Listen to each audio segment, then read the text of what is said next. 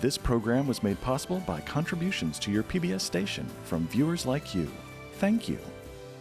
I am Mike Galligan with the law offices of Galligan and Newman in McMinnville, Tennessee. I support WCTE, the Upper Cumberland's own PBS station, because I believe it is important to create entertaining TV programs that also promote lifelong learning and understanding. When I support WCTE, I know that I am helping our Upper Cumberland community for generations to come. The law offices of Galligan and Newman provide clients with large firm expertise and small firm personalized care and service.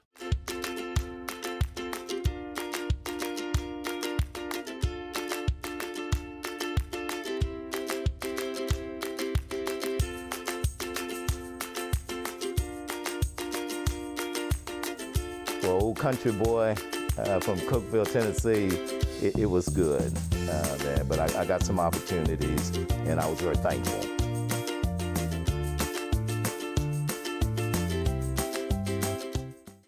Morris Irby, this is a treat for me. I've been wanting to do this interview, for years. So thank you so much for taking the time. You're more than welcome. You have had a really celebrated career in human resources with Cummins. Used to be Fleet Guard. Used to be Fleet Guard, yes. And you have quite a history of as an athlete with Tennessee Tech. But you're a native right here in Putnam County. I am. And I want you to just share a little bit. Of course, you're a former trustee of WCTE's Board of Directors. You're a founding member of Impact, which is a leadership organization, and part of the NAACP. But you were part of the Stories from the Stage series that we did, and you told about being the first African-American baseball player for Tennessee Tech. Yes. Can you just share a little bit about that? Well, this was 1967. I was finishing my senior year at the Putnam County Senior High at that time, the old Avery Trade School now. And I was offered a scholarship by Sid Hatfield. He was the head baseball coach at Tech at that time. And I remember we were playing in a tournament over in Tullahoma. I think it was a regional tournament. We finished second in that tournament. He came up to me after the game and introduced himself. I'm Sid Hatfield. I'm the head baseball coach at Tennessee Tech. He said, I'd like for you to play ball for me. How did that feel? Well, here I am, 16, 17-year-old kid, wondering, where I was going to get the money to go to school. Right. And now here's this guy saying, I'm the coach at Tennessee Tech. I'd like for you to play ball for me. I thought, because I didn't know him, you see, and I thought, wow. I said, well, Coach, can I think about it? I bet your mom and daddy were ready to whack you over the head. Yeah, can I think about it? So I did. I went away and I thought about it a good part of the summer. And I think it was July. I called Coach Hatfield over his office and I said, Coach, is that scholarship still available? I said, I'd sure like to take it. So he said it is. And so I remember very vividly. I walked from out here to Tech and walked out to his office, went in and signed the paperwork and everything. Wow. And thought, oh, this is good. Yeah. And it was at that time that Coach Hatfield, of course, we went through all of the pleasantries and so on. Sure. And then he laid it on me. He says, now, Morris, I want to let you know you're the first black kid in the program. Mm. And then I thought again, oh my, because I didn't know what to expect. On the one hand, I was so happy that here a prayer had been answered, an opportunity to go to school and to have it paid for, and then to know, well, you're going to be the only one there. But I really didn't worry about that because at that time I was a pretty good ball player, and I thought, hey, it's just a matter of getting in and doing what I do there. But the other thing that happened though in I guess August, when we went to school, because we were on a quarter basis at Sure. that time. I get to school and find out Coach Hatfield is not going to be there.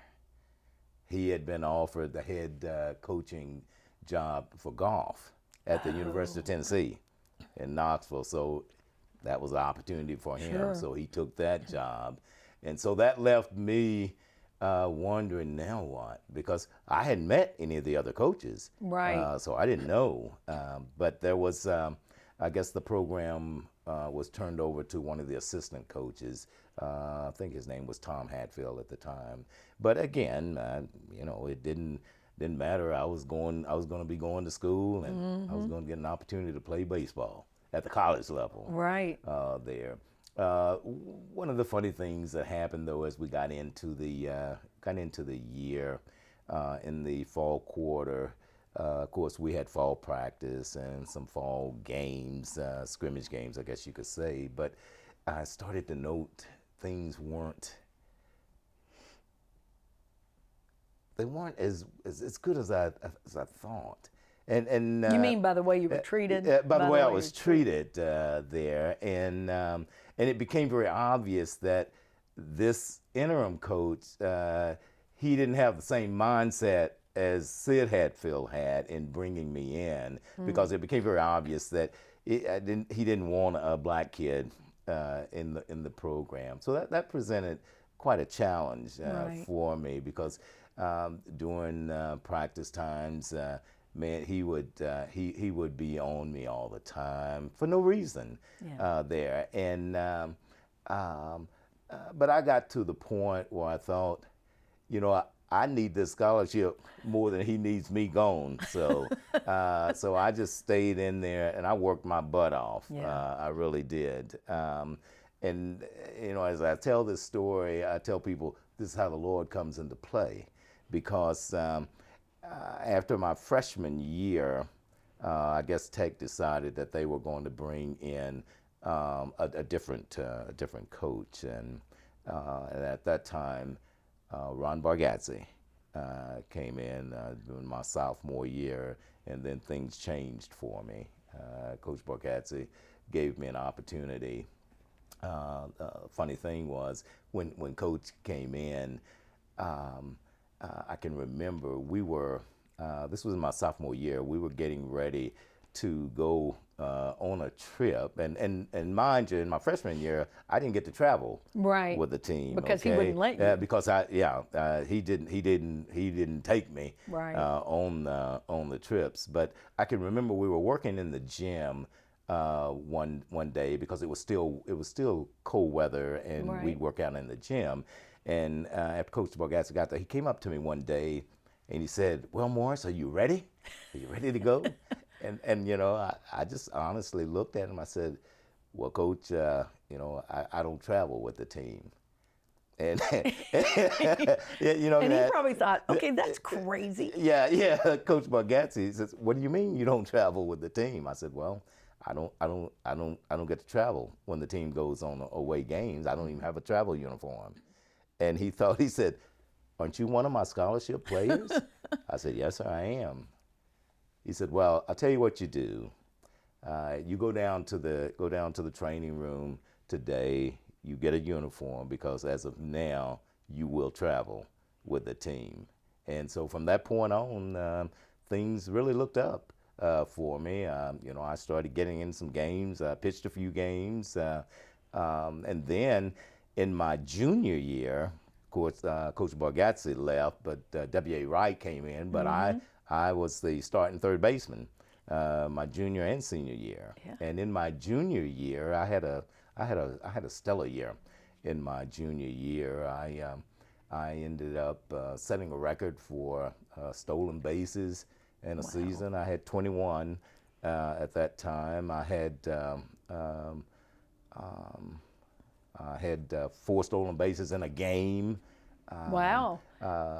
Didn't you like get MVP? Well, I was at the end of my junior year. I was voted MVP by my teammates. Wow. Which that was even better, because you know, you had your peers Right. that voted me MVP, and not only that, voted me to be the captain of the team my senior year. So that's one of the accolades that I remember most, because it was by my peers. Sure. That they showed the respect there, and I feel like I had earned it, because again, it was a breakout year, and even to this day, and gosh, that's been since 1971. I still rank in the top 10 in stolen bases and runs scored. Oh my goodness! At the university, And so. That's impressive, because Tech has quite a baseball Tech has legend. had some Right? tremendous players Legacy. go through the program. Yeah. But it was good, and the one thing that I walk away and I learned from that, and I tell other young people, don't ever quit. Right. Don't ever give up on your dream, and you're going to have people that will want to force you out, or force you to make decisions that's not good for you. But the thing you have to do is persevere. And if you do that, something will come along. And it did for me. It would have been easy for me to walk away at the time he was pushing me. But then I think, who would have lost? Me. Right. There. But staying there, struggling through that, getting my college degree. And I was very fortunate that I did graduate on time. I started in August 1967, graduated in June 71. Wow. So it was an accomplishment and an achievement. But it was it was hard work. Sure. But let me tell you, Becky, for an old country boy from Cookeville, Tennessee, it was good there. But I got some opportunities, and I was very thankful. Well, I want to talk to you about that, because you are so dedicated to your region and your community. And Morris, you could have gone anywhere. You could have gone anywhere to play sports. You could have gone anywhere with your career. But you've been committed to this region. And it couldn't have been easy growing up in the late 60s at a time when there was civil unrest. What was that like in this area? Well, as I look back now, I can look at some of the difficulties, but I'll be very honest with you, Becky. During that time, it was it wasn't so bad, and I say that because in the late 50s, early 60s, with segregation, we as African Americans, we knew where we lived. Mm-hmm. We knew what our place, for instance, I couldn't walk to town and walk into the front door of a restaurant, but that's the way it was. And so that was acceptable, because that was the way it was. Mm-hmm. Now, in looking back in retrospect, I get angry. Mm-hmm. Today, because knowing what I know now, wondering, why was it that way? Right. Why was it? Why did it have to be that way? The first 8 years of my school life, I attended the black school that was out in this community, Darwin. And we had a lot of people that were bussed in from other areas, from Salina, Livingston, Sparta, Allgood, Buffalo Valley, because it was the only black school. It was only black high school in the area, and it was an elementary school and a high school. But the only high school for those groups coming from Salina, Livingston, Sparta, they had to come here for high school. Wow. Now, each one of those towns had elementary schools, right. But for high school, they had to come here. And so, but for the first 8 years, I attended Darwin. And again, when I think back, now we had a blast, we had a ball there, because school. We had great teachers. Right. We had great teachers, and I mean, they had grown up, they had lived through situations, and they knew what we were going to have to experience. And let me tell you, when I tell you that they beat education into us, they literally beat education into, because they had the paddles, and let me tell you, they weren't afraid to use them. Right. And the one thing that we do, the ones that lived in Cookeville, because then most of the teachers walked they'd walk home from school. Sure. And you didn't want them walking home past your place, and your mom or dad would be outside, and they say, well, how did Junior do today? Oh, That's what they called it. Because they would tell, huh? And then they say, well, I had to spank him today. Well, if that came out, guess what? You were going to get it at home. You were going to get another one at home. So, Right. so when I say they beat it, but it was good. That first 8 years. But again, even going back to that, I get a little angry because even though we got a good education, but in my freshman year, integration occurred because our school burned. Right. Okay, and so and then they were forced to integrate. They were either forced to integrate or build us a new school. And guess what? They weren't going to build a new school for the blacks. And I'm just being point blank. Right. So the easiest choice was to integrate the school systems here. Now, integrating the school systems here, guess what that did? It forced those other areas to do something as well, because Salina, Livingston, Sparta, and some of those areas had to do something, because if we weren't going to have a school for them to go to, the only thing left for them to do was to integrate there. So well, and how much better our school system was because of that. It just changed everything. It really changed things for everybody, because as good as we had it with our teachers, Becky, we didn't have the resources that the other schools had. I mean, we would get books that the white kids had. And why do I know this? Because you see people's pages names and people's names. So we'd get their hand-me-downs. They'd get the new books there. So and then a lot of the athletic programs. Of course, we had basketball. That's about it. Yeah. There. So I think. Maybe I might have gotten an opportunity for a baseball scholarship here, but we wouldn't. I don't know that we would have gotten a baseball program. We just didn't have. You probably had enough to make a team, but you just wouldn't have had the resources to do it. We just wouldn't have had the resources. Well, so you got your degree in business from Tech. You got a master's degree in business from Tech. Well, I got a master's degree in psychology. In psychology. From Tennessee Tech. Right. So. And so you went on to work for Cummins. How did that come about? Well, that was kind of interesting. When I first got out of school in '71, I went to work for a small printing company in Nashville. Well, that didn't work out. I spent about 3 months with them, and so that didn't work out. So Linda and I came back to Cookeville to live with her parents for a while, and then my Uncle Sam had plans for me. So he said, I got my letter that said greetings. Yes. So I went in. I went in service. Spent 2 years from '71 to '73. Oh. But during that time, see, my sister worked at Fleet Guard, and she started out working in the personnel area, and the personnel manager at that time would ask her, do you know any minorities that are in need of a job? She said, well, as a matter of fact, I do. I've got a brother.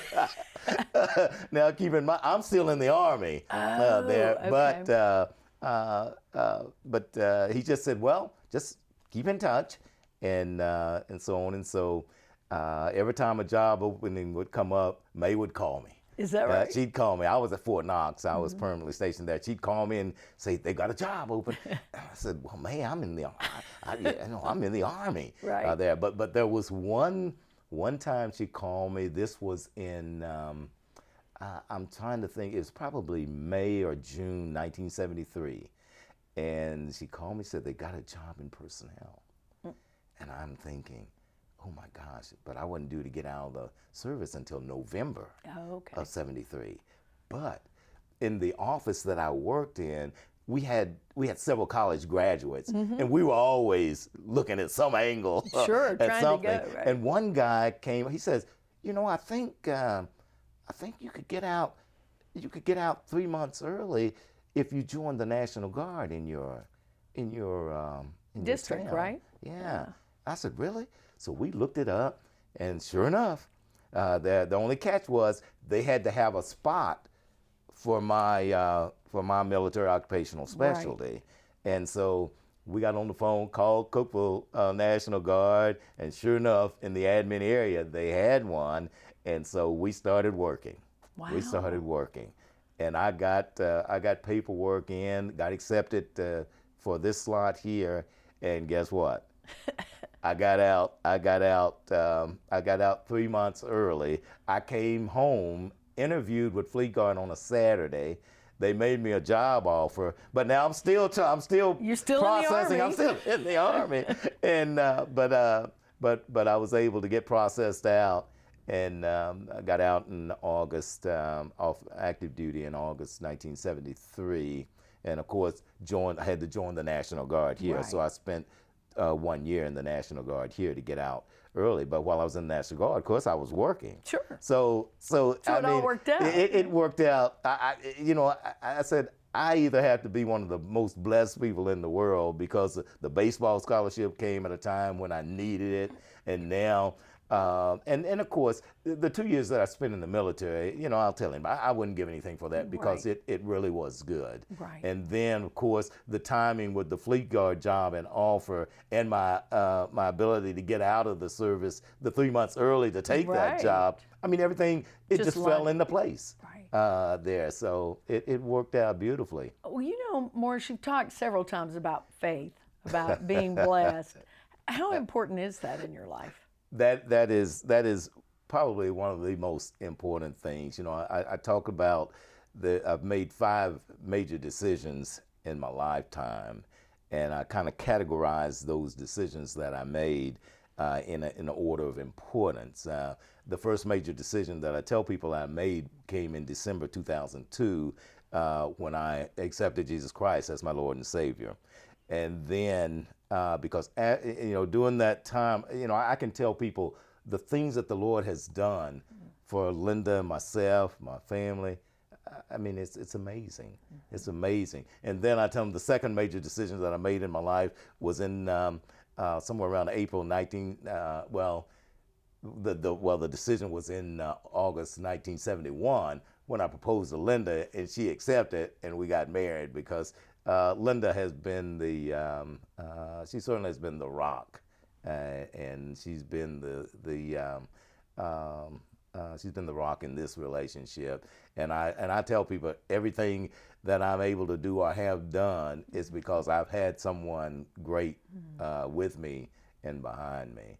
And then, of course, that third major decision that I made was when that baseball scholarship came, and I agreed to come to Tennessee Tech, because, again, that opened up many doors for me in a lot of different ways. And then that fourth major decision was going to work for Fleet Guard at that time, which became Cummins, because then that opened up another many doors of opportunities. They gave me an opportunity to travel all over the world, and I used to wake up in some locations. I supported areas like Korea, Singapore, Australia, Canada, Mexico, and to get to go to all of those places. Again, I'd wake up many times and I'd say, "Wow, this ain't bad for an old country boy from Cookeville, Tennessee." There. And then that fifth major decision that I made was really getting actively involved in my community work, because I've gotten a lot of pleasure out of giving back. And the one thing that we all need to be mindful of is we need to give something back. This community has been good to me and my family. And participating in on boards or committees or whatever, I mean, that's little, as I look at it, to give back. Because I'll be very honest, I have fun. Right.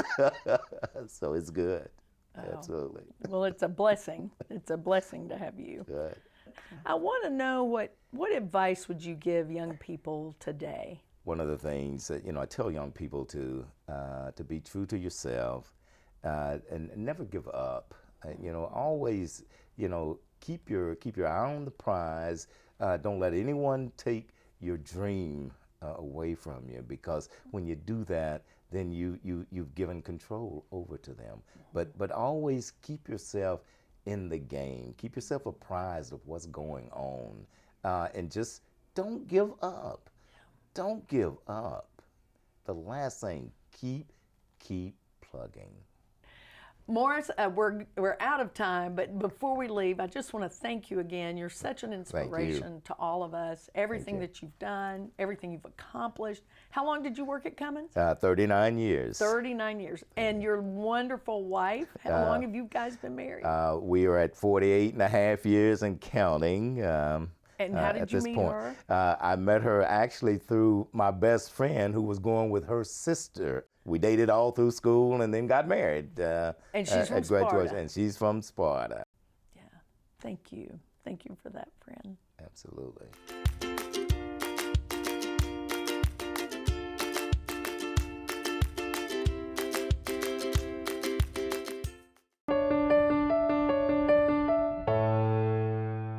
I am Mike Galligan with the law offices of Galligan and Newman in McMinnville, Tennessee. I support WCTE, the Upper Cumberland's own PBS station, because I believe it is important to create entertaining TV programs that also promote lifelong learning and understanding. When I support WCTE, I know that I am helping our Upper Cumberland community for generations to come.